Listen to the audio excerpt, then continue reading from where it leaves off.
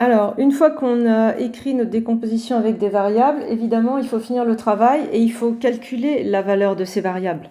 En fait, c'est des valeurs uniques. Il y a qu'une façon d'écrire une décomposition en éléments simples, donc il faut trouver les valeurs.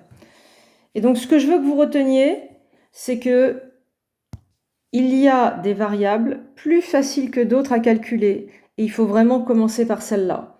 Parce que là, vous voyez, si on voulait finir notre décomposition en éléments simples, ça fait quand même un paquet de variables inconnues.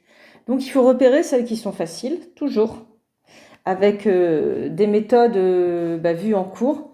C'est qu'on va multiplier par quelque chose et évaluer. Donc là, c'est quoi, parmi toutes ces inconnues, celles qui sont faciles à calculer? Eh bien, c'est toujours l'inconnu qui est avec le dénominateur qui a la même valuation qu'au départ.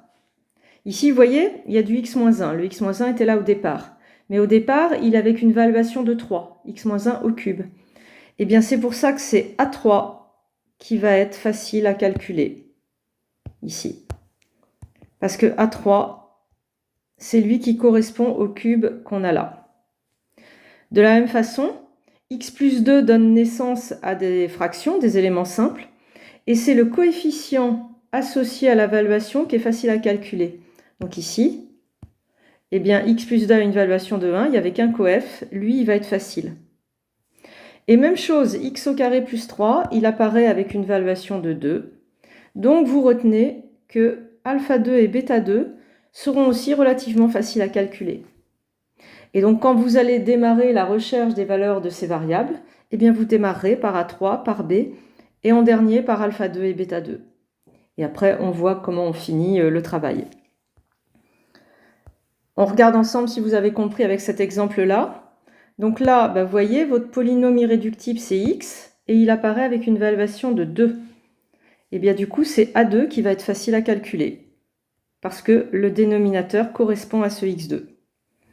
X plus 2 apparaît avec une valuation de 1, donc là, B va être facile. Et puis x au carré plus 1 apparaît avec une valuation de 1, donc alpha, bêta sont aussi relativement faciles, et finalement, il ne restera que A1 si on fait les faciles d'abord, et on verra comment. À bientôt pour le TD. En TD, on apprendra comment on calcule les coefficients faciles. Bon courage!